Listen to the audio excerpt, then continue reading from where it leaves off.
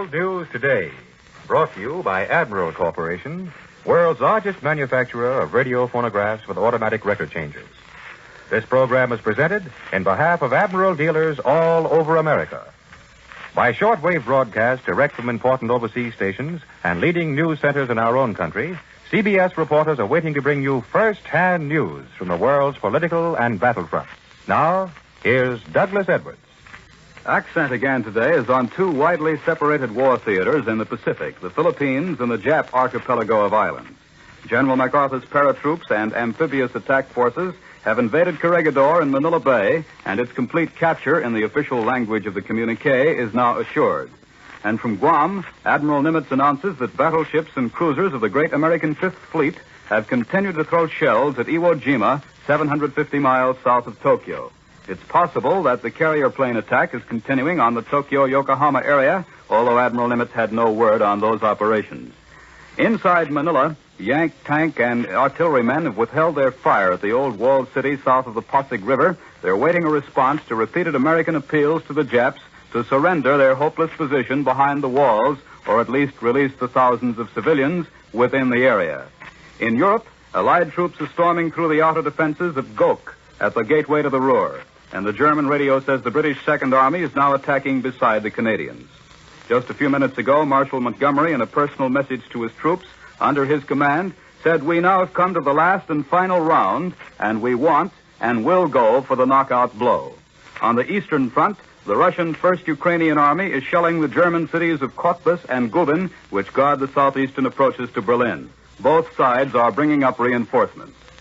And now, a news report radioed direct from Supreme Headquarters in France. Admiral takes you direct to Paris. Charles Collingwood reporting. On the waterlogged Western Front, the 1st Canadian Army continues to be the center of interest.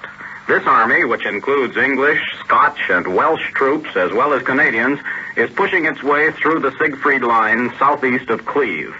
Yesterday, they made a mile or so and took several hundred prisoners. Most of them were old friends of ours. They belonged to a parachute battalion that had been dropped behind our lines back in the days of the Ardennes breakthrough. The Canadian Army is now only a mile and a half from the town of Gok, which today's communique, in a rare turn of phrase, calls a bastion town in the Siegfried Defense Belt, which it is. The fighting up here in the mud and among the German defenses is as unpleasant as it comes.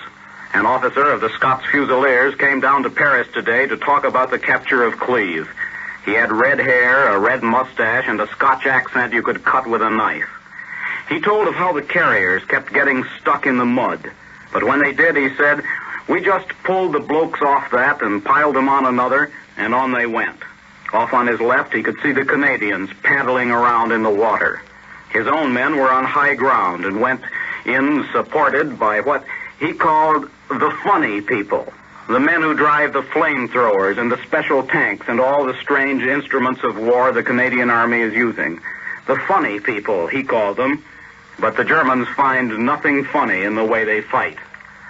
The 3rd American Army is also bucking the Siegfried Line in their bridgehead across the Ur and Saar rivers, and yesterday they too made good progress, up to a mile, in the great German defense belt, barring the way to the heart of Germany.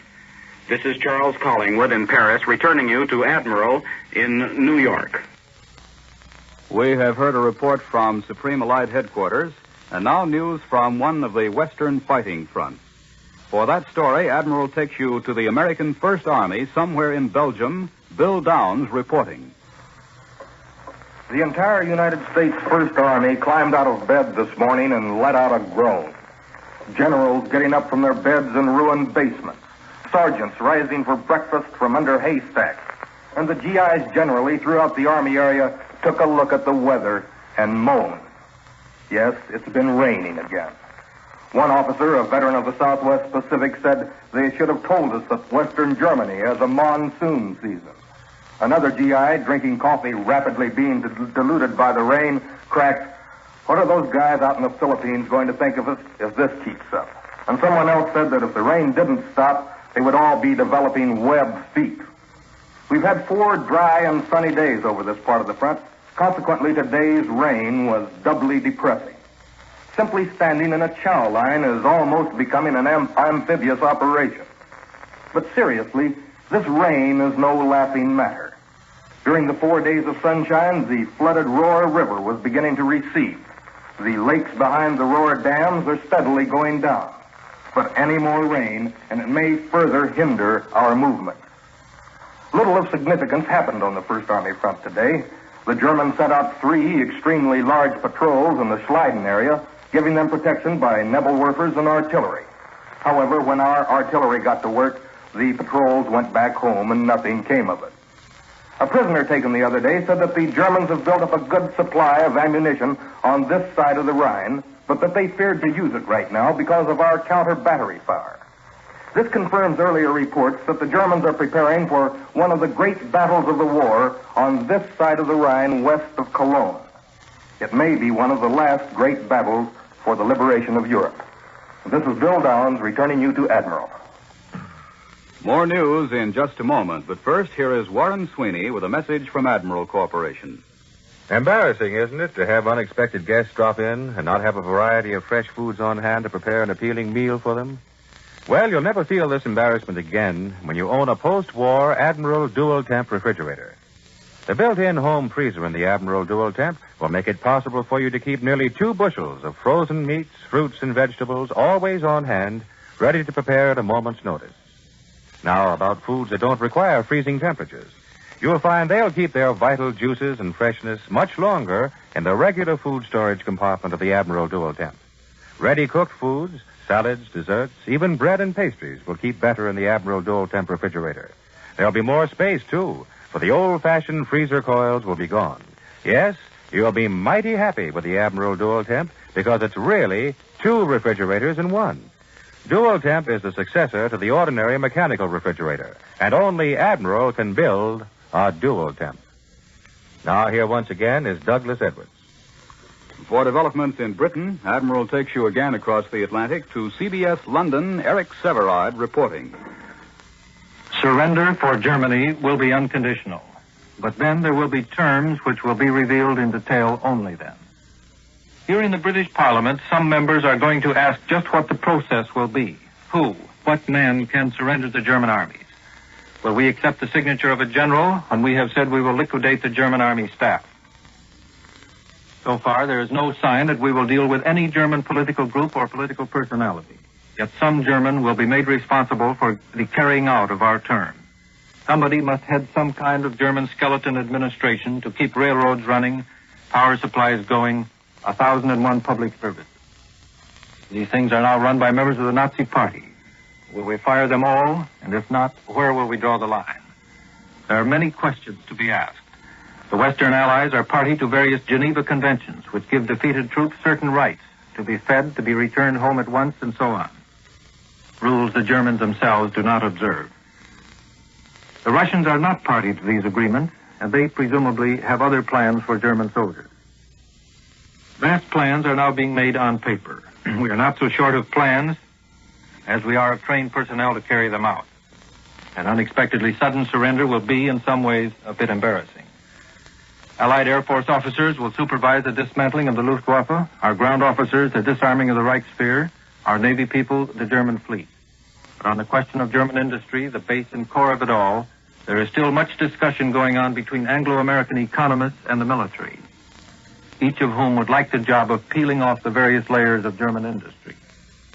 The military will probably win that argument, as they are winning the argument now of who is to control not only the German press and radio, but the Allied press and radio representatives in Germany after surrender. The basic principle of no political censorship over foreign correspondence inside Germany has not been accepted. We return you now to Admiral in New York. For Pacific News and an interview with a sergeant from Pennsylvania who has flown over Tokyo and the island of Iwo Jima, Admiral takes you after a brief pause to CBS Pearl Harbor. Tim Limert reporting.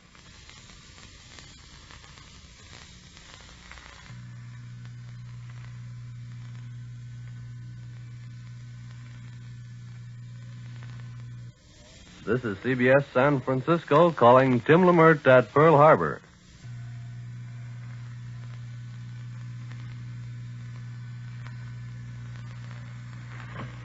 It's pretty hot in the Western Pacific this morning. Although the Japs continue to broadcast claims that U.S. troops have attempted landings on Iwo Jima, we here at Fleet Headquarters have received no official confirmation. However, it will be remembered that on previous invasions, Tokyo Radio was the first to tell the world about them. As usual, Tokyo claims that the attacking Americans were repulsed. The last communique issued by Fleet Admiral Nimitz told of the continuation of shelling by units of the 5th Fleet of Iwo. But the cloud of secrecy has fallen over the whereabouts of Admiral Mitscher's task force that raided Tokyo. As yet, reports of the damage inflicted are unavailable. The enforced blackout of the location of this unit might suggest a naval engagement, but spokesmen at Advance Headquarters refuse to comment in any way. Another Jap claim is that in the recent airstrikes at their capital, they sunk one battleship and damaged another. But these again were from the totally unreliable Tokyo Radio. The two names that have been blazing in the news this past week have been Tokyo and Iwo Jima. So today with me is a man that has seen both of these targets from his B-29. He is Staff Sergeant Charles Alleman of Schuylkill Haven, Pennsylvania. Sergeant Alleman, who is a radio operator, is back here in Honolulu for a rest after completing 13 missions over Japan proper, 2 over Iwo Jima, and 1 over Truk. His crew has probably flown more missions than any other from the Marianas, and he has come through it unscathed. First, suppose you tell us a little about Iwo, Sergeant. Well, Tim, it is not a very imposing-looking island. In the first place, it is quite small, about 5 miles long and 3 miles wide. In the middle and at the southern end, there are 2 volcano peaks, and between these are the 2 airfields that have been our main targets. On one side of the island is a fair beach, but the other side is pretty rugged. The island is, of course, showing the effects of the bombing that it has received. But those Japs are stubborn and repair the damage to the airstrips almost as fast as we inflict it. But I guess that the recent shelling by the fleet has knocked out a lot of the fortifications. Most of us are pretty familiar with Tokyo these days, Sergeant. But what were your impressions when you bombed it? Tokyo is a hard target. The Japs are doing all they can to protect their capital. The anti-aircraft fire is heavy but usually inaccurate. But they send everything in the book at us in the way of fighters. In our last raid over Tokyo, we ran into over 100 fighters, and our plane alone shot down 6. Some of the pilots are good, but others are pretty bad.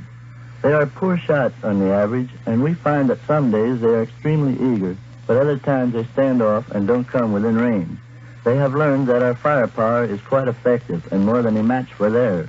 What do you think about the strike made by the carrier-based planes last week? That sure was good news. I never expected it, but it will certainly help us out. There are a lot of airfields around Tokyo from which the fighters come. And if they were able to knock out some of these, the Japs won't be able to send so many planes after the 29. However, as I said before, Tokyo is no easy target, and I guess those Navy flyers had a good hot time. What would the control of Iwo Jima mean to our attacks against Japan? A great deal. As you know, it is only 750 miles from Tokyo, and that means that they would be able to fly fighters with us on our attacks. Fighter protection would be a big help, since then we would be freer to turn most of our attention to the target and would not be so bothered with enemy fighters. Also, the liberators could join us on strikes at Japan, and it is obvious that the more planes we send over a target, the more damage we can do. It will be a bad day for a target when heavy bombers and fighters and our B-29s all come over together. Was your plane ever hit in your raids? Just once. A fighter put a couple of slugs in our gas tank. However, none of us were hurt, and although we lost some of our gas, we get back to the Marianas okay. Thank you, Sergeant Charles Alleman. This is Tim Lamert at Fleet Headquarters in Pearl Harbor. I return you to Admiral in New York.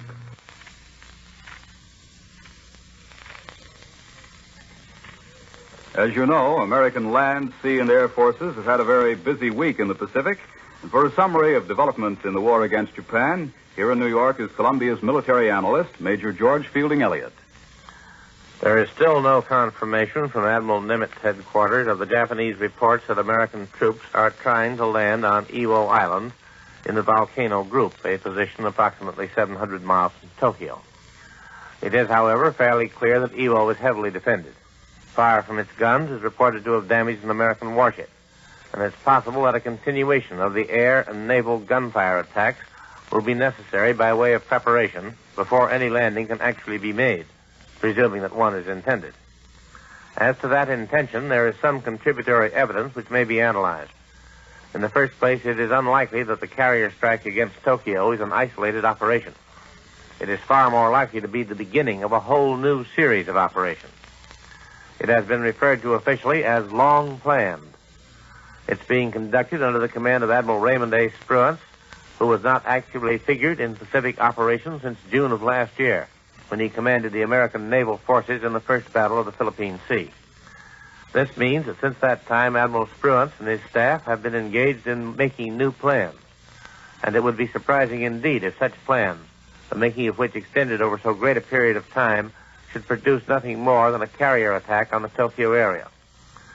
Second, it is a fact that there are in the Pacific area at least 5 divisions and perhaps 6 of Marines, which have had a long rest and a chance for a complete refit. No Marine division has seen active service since the attacks on Guam and the Pilo Islands, long before the landing on Leyte. It would be an unaccountable waste of good fighting power to leave all these Marine divisions idle for a great period of time. Third, the offensive and defensive advantages of a base in the Bonin or Volcano Islands are so great that it seems very likely that either now or in the immediate future we shall try to obtain such a base.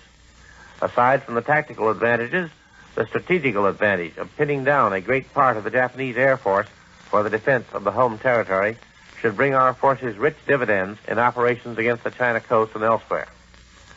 Finally, there is the distinct possibility that such a move might bring out the remains of the Japanese fleet for a final desperate fight.